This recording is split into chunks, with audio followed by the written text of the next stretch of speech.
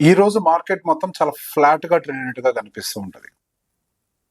నిన్న night fed meeting complete అయిపోయిన తర్వాత కొద్దిసేపు యుఎస్ మార్కెట్స్ పాజిటివ్ గా ఉన్నప్పటికీ all of the sudden cell of అనేది యుఎస్ మార్కెట్స్ మొత్తాన్ని కమ్మేశాయి. దాదాపుగా 2% కరెక్షన్ అటు నాస్డాక్ కానీ ఎస్ఎన్పి కానీ డౌ జోన్స్ కానీ and at the same time మనకి ఏషియన్ మార్కెట్స్ అన్నిట్లో కూడా కరెక్షన్స్ కంటిన్యూ అవుతూనే ఉన్నాయి. బట్ ఈ రోజు మాత్రం మన ఇండియన్ మార్కెట్ చాలా స్టేబుల్ గా ఉంది. నిన్నటి దాకా కొంత ఐటీ బాగా సపోర్ట్ చేసింది. గత 3-4 రోజులు అదర్ సెక్టార్స్ కొంచెం వీక్ గా ఉన్నప్పటికీ ఐటీ బాగా సపోర్ట్ చేసి ఈ రోజు ఐటీ సపోర్ట్ కొంతవరకు కోల్పోయిందని చెప్పాలి. TCS and Infosys slight negative లో క్లోజ్ అయ్యాయి. బట్ స్టిల్ ఈ రోజు మనకి నిఫ్టీ దాదాపుగా ఒక 67 పాయింట్స్ పాజిటివ్ గా క్లోజ్ అయ్యాయి. సో అన్నిటి వెనకాల ఉండేటువంటి అసలు కారణం ఏంటి అండ్ నెక్స్ట్ మార్కెట్ లో ఏం జరగచ్చు, వీటన్నిటి గురించి కూడా కొంచెం డీటెయిల్ గా డిస్కస్ చేద్దాం. నమస్తే, నేను రేవంత్ చలమల. సో ఈ రోజు మనం ఒకసారి మార్కెట్ ని గమనిస్తే హియర్ అండ్ దేర్ మార్కెట్ మనకి బ్రాడర్ వైజ్ గా చూసినా గానీ మార్నింగ్ కొంత వీక్నెస్ లో ఉన్నప్పుడు కొద్దిగా రికవరీ అయితే కనిపించింది. అండ్ గోల్డ్ అండ్ సిల్వర్ లో కూడా ఒక 0.5% రికవరీ కనిపించింది. అండ్ ఒక మిడ్ క్యాప్ స్మాల్ క్యాప్ లో మాత్రమే సెల్ ఆఫ్ కంటిన్యూ అయింది by 0.7% in small cap and mid cap లో 0.4%. అండ్ మనకి నిఫ్టీలో మాత్రం ఒక 0.2 ఓవరాల్ లార్జ్ క్యాప్ ఇండెక్స్ మనం ఓవరాల్ గా ఒక లార్జ్ క్యాప్ వైజ్ గా చూసినా 0.24% మాత్రం మనకి మంచి రికవరీ అయితే కనిపించింది. సో ఈ రోజు కొంత మార్కెట్ పాజిటివ్ గా ఉన్నప్పటికీ పోర్ట్ఫోలియోస్ లో మాత్రం పెద్ద ఎత్తున పాజిటివిటీ కనిపించడానికి ఛాన్సెస్ తక్కువగా ఉన్నాయి. Because mid and small cap usual exposure పెట్టుకుంటాం కదా మనం. సో అవి కూడా 0.7 to 0.4% కరెక్షన్ కి గురవ్వటం అది కొంతవరకు కొంతవరకు సెల్ ఆఫ్ అయితే కనిపిస్తుంది. అంటే మన కొద్ది వరకు మన పోర్ట్ఫోలియో నెగిటివ్ గా ఉండడానికి అవకాశం ఉంటుంది. ఈ రోజు హీరోగా ఉంది మాత్రం మనకి ఆటో 1.63% పాజిటివ్ గా ఈ రోజు క్లోజింగ్ అయితే ఇచ్చింది. సో ఓవరాల్ గా ఒకసారి ఈ రోజు అసలు మార్కెట్ లో ఈ మాత్రం పాజిటివిటీకి కారణం ఎవరు అంటే మాత్రం డెఫినెట్లీ రిలయన్స్. మన ఇండెక్స్ లో దాదాపుగా 8.5% వెయిటేజ్ తోటి ఉంది. 28 పాయింట్స్ ఈ ఒక్క రోజే మనకి ఆ రిలయన్స్ అనేది కాంట్రిబ్యూట్ చేసింది టువర్డ్స్ ద నిఫ్టీ. నేను చెప్పేది 28 points contribution to the Nifty points అని. At the same time HDFC bank లో కూడా కొంత రికవరీ వచ్చింది. మొన్నటి దాకా వాళ్ళ మార్జిన్స్ ఇంపాక్ట్ ఎన్ఐఎం ఇదంతా కూడా ప్రాబ్లం ఉండేది. But over the period of time అది స్లోగా సాల్వ్ అవుతూ ఈ రోజు కొద్దిగా హెచ్డిఎఫ్సి బ్యాంక్ మన మార్కెట్ కు ఒక 24 పాయింట్స్ సపోర్ట్ చేసింది. Of course HDFC bank highest weightage 13.1%. So overall గా చూసుకుంటే మన ఈ రోజు మార్కెట్ లో oil and gas as a segment of course అది రిలయన్సే 28 పాయింట్స్ నిఫ్టీకి పాజిటివ్ గా కాంట్రిబ్యూట్ చేసింది. ఫైనాన్షియల్స్ ఒక 21 పాయింట్స్. సర్ప్రైజింగ్లీ ఈ రోజు ఐటీ ఒక పాజిటివ్ గా ఉన్నప్పటికీ యాజ్ అన్ ఇండెక్స్ మనకి నిఫ్టీలో మాత్రం నెగిటివ్ కాంట్రిబ్యూషన్. ఎందుకంటే టీసీఎస్ అండ్ ఇన్ఫోసిస్ ఈ రోజు పెద్దగా అప్ సైడ్ అయితే మూవ్ కాలేదు. దానికి గల కారణం డెఫినెట్లీ మనకి ఒక రిలెంట్లెస్ ర్యాలీ 9% 10% జరిగిపోయిన తర్వాత ఆ చిన్నపాటి ప్రాఫిట్ బుకింగ్ జరగడం అనేది పెద్ద విషయమేం కాదు. బట్ చాలా మంచి విషయం ఏంటంటే వరల్డ్ మార్కెట్స్ అన్ని సెల్ ఆఫ్ లో ఉంటున్నప్పుడు ఇండియన్ మార్కెట్స్ బయింగ్ లోకి వెళ్ళటం. ఈవెన్ అది మనం చెప్పటమే కాదు, ఎఫ్ఐఎస్ సైడ్ నుంచి కూడా కొంత ఎవిడెంట్ గా కనిపిస్తుంది. మనకి పోయిన వారం గురువారం ఇదే టైంకి దాదాపుగా 2,70,000 కాంట్రాక్ట్లు షార్ట్ సైడ్ ఎఫ్ఐఎస్ మెయింటైన్ చేసేవాళ్ళు ఇండెక్స్ ఫ్యూచర్స్ లో. అది కాస్త తగ్గుతూ నిన్నటికి 2,06,000 కాంట్రాక్ట్లకు వచ్చినట్టున్నారు నిన్నటికి మొన్నటికి.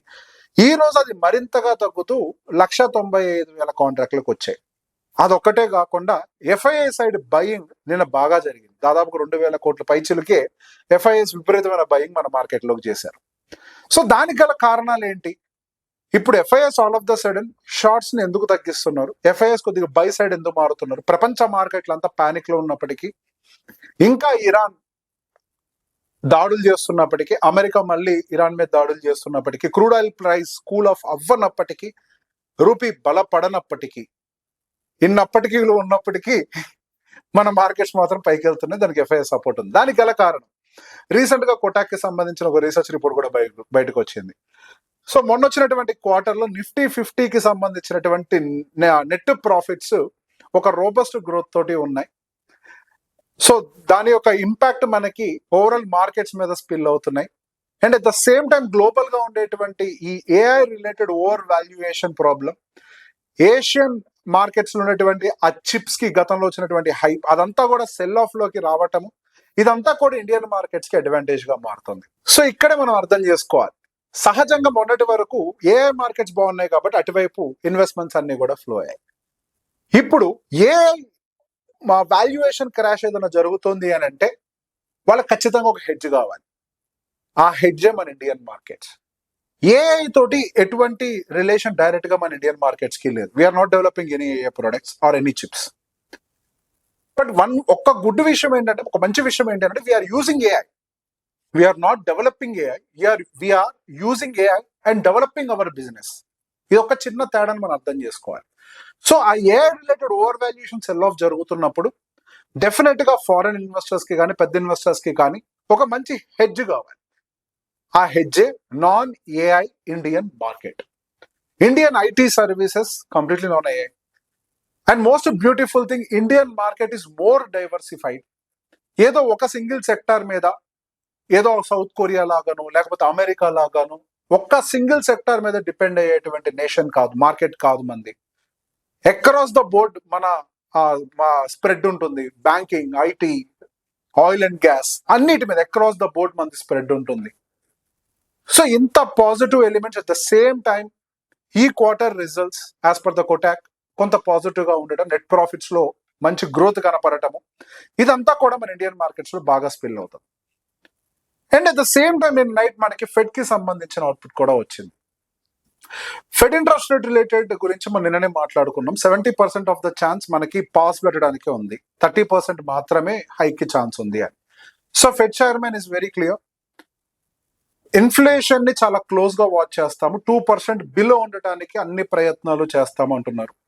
And at the same time వాళ్ళ ఎకానమీ గ్రోత్ అనేది స్టేబుల్ గానే ఉంది, ఎంప్లాయ్మెంట్ డేటా కూడా చాలా స్టేబుల్ గా ఉంది. సో రానున్న రోజుల్లో మేబీ అవసరం అయితే ఇంట్రెస్ట్ రేట్ హైక్స్ చేస్తాం, బట్ ఇప్పటికి మాత్రం పాస్ పెడుతున్నాం అని చెప్పారు. ఒక రకమైన హాకిష్ టోన్ అది. దాంతో ఏమైపోయింది, ఇమీడియట్ గా US bond deals, 10-year bond deals అన్ని కూడా దాదాపుగా 4.6% కి వెళ్ళిపోయాయి. ఆ యుఎస్ బాండ్ డీల్స్ ఆ రేంజ్ లో పెరిగిపోతూ ఉంటే అది డెఫినెట్ గా అటు ఈక్విటీ మార్కెట్స్ మీద ఇంపాక్ట్ చూపిస్తుంది, గోల్డ్ అండ్ సిల్వర్ మీద కూడా కొంతవరకు ఇంపాక్ట్ చూపిస్తుంది. డైరెక్ట్ రేట్ హైక్ లేదు కాబట్టి గోల్డ్ అండ్ సిల్వర్ లో పెద్ద ఎత్తున డౌన్ సైడ్ ఫాల్ లేదు. బట్ యూజువల్ కేసులో మనకి ఇలా 10-year బాండ్ డీల్ పెరిగినా కానీ గోల్డ్ అండ్ సిల్వర్ లో ఫాల్ రావాలి. కాకపోతే already gold and silver related correction జరిగింది కాబట్టి మేబీ దాని యొక్క ఇంపాక్ట్ ఈ రోజు మన మార్కెట్ లో కనిపించట్లేదేమో. బట్ ఓవరాల్ గా చూస్తే మాత్రం బాండ్ డీల్స్ అయితే పైకి వెళ్తున్నాయి. సో యుఎస్ బాండ్ డీల్స్ అట్లా పైకి వెళ్ళటము అనేది ఒక రకంగా మన ఇండియన్ మార్కెట్స్ కి అంత మంచిది కాదు. బట్ దీని ఒకసారి కోరిలేట్ కోట్ చేసి మాట్లాడుతున్నాం డిఫరెంట్ పర్స్పెక్టివ్స్ తోటి. సో యూజువల్ గా ఇండియన్ 10-year బాండ్ డీల్డ్ వచ్చేసరికి ఇప్పుడు మనకి 6.80 గా ఉంది. యుఎస్ బాండ్ డీల్డ్ వచ్చేసరికి 4.7 అనుకుందాం, 4.688 ఉంది ఇప్పుడు నేను మాట్లాడే టైంకి, 4.7 అనుకుందాం. అంటే ఆ రెండింటి మధ్యలో ఉన్నటువంటి స్ప్రెడ్ కేవలం 2.1% మాత్రమే. యూజువల్ గా మనకి డాలర్ టర్మ్స్ లో మనకి రూపీ అనేది 3.5% డిప్రిషియేట్ అవుతుంది అని. సో డాలర్ టర్మ్స్ లో డిప్రిసియేషన్ కూడా పోను, ఇండియన్ బాండ్ డీల్స్ అనేవి ఎక్కువగా అడ్వాంటేజ్ చేస్తేనే ఇండియన్ మార్కెట్స్ లోకి మనకి బాండ్ ఇన్వెస్ట్మెంట్స్ వస్తాయి. బట్ ఇప్పుడు బాండ్ డీల్ అనేది ఎక్కువగా ఉంది, ఎవరిది, యుఎస్ది. సో యుఎస్ బాండ్ డీల్స్ ఎక్కువగా ఉన్నప్పుడు సహజంగా ఇన్వెస్టర్స్ ఈ రిస్కీ అసెట్స్ ఎందుకు, ఈ స్టాక్స్ ఎందుకు, ఈ గోల్డ్ అండ్ సిల్వర్ ఎందుకు, వాటిల్లో పెట్టుబడులు పెడదామని చెప్పి అటువైపు ఇంట్రెస్ట్ చూపించడానికి కొద్దిగా అవకాశాలు ఎక్కువగా ఉంటాయి. At the same time A market కూడా ఎక్కువగా ఉంది కాబట్టి మేబీ అక్కడ కొంత సెల్ ఆఫ్ జరుగుతూ బాండ్ బయింగ్స్ కూడా ఎక్కువగా జరుగుతూ ఉండొచ్చు. అదే విధంగా మన ఇండియన్ మార్కెట్స్ నుంచి తిరిగి వెళ్ళిపోతాయా ఫండ్స్ మళ్ళీ వాళ్ళ బాండ్స్ లోకి అని అంటే దాని ప్రాబబిలిటీ కొంత తక్కువగా ఉంది. దానికి గల కారణం, ఎంతసేపటికి రూపీ డిప్రిసియేషన్ అని మాట్లాడుతున్నారు కానీ అది కూడా ఒక కమోడిటీ అసెట్ క్లాస్, అదొక కరెన్సీ అసెట్ క్లాస్.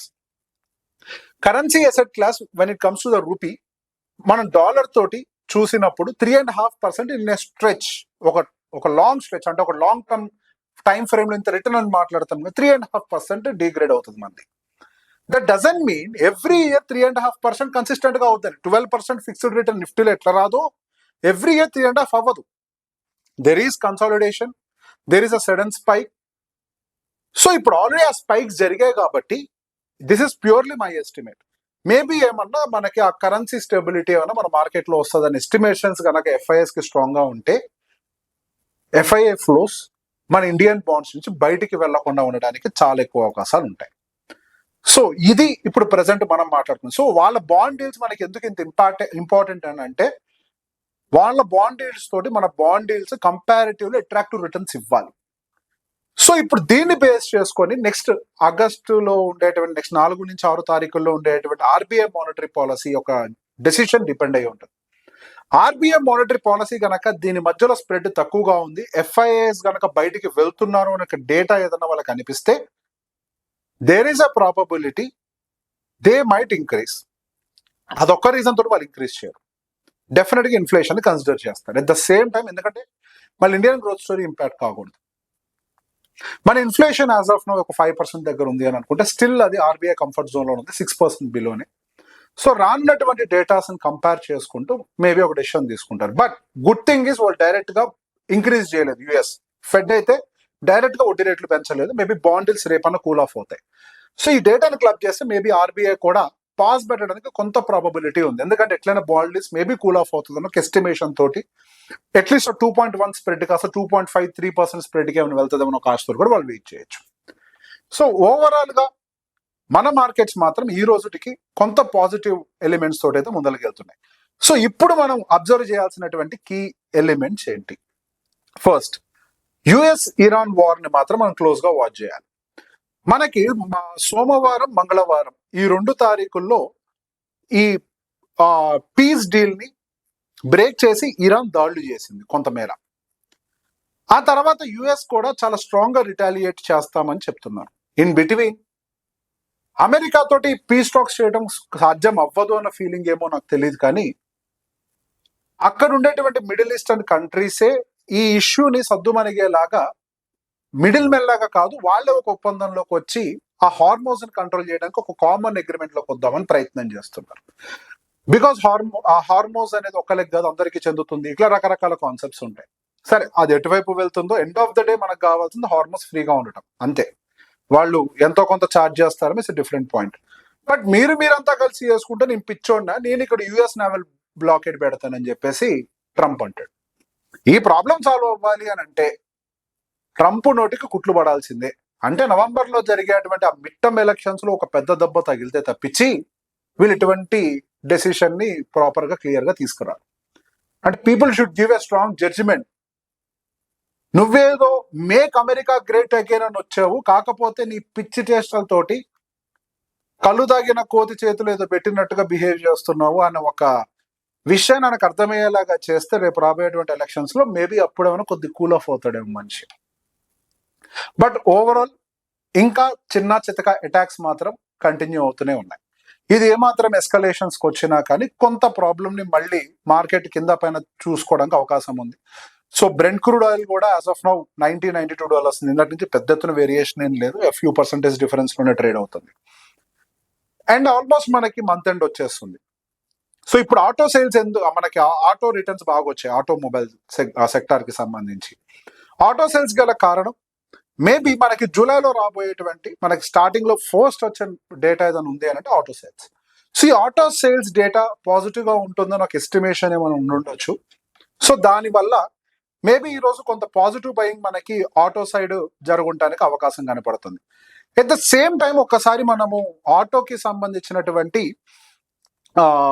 డేటాస్ అంటే మనకి వాల్యుయేషన్ డేటాస్ ఎట్లున్నాయి అన్నది ఒకసారి చూస్తే, so auto is slightly hire when compare to, అంటే మన దాని యొక్క పీఈతో కంపేర్ చేస్తే స్లైట్లీ అని చెప్పడానికి లేదు, ఒక రకంగా ఫేర్ వాల్యుయేషన్ అనుకోండి హియర్ అండ్ దేర్.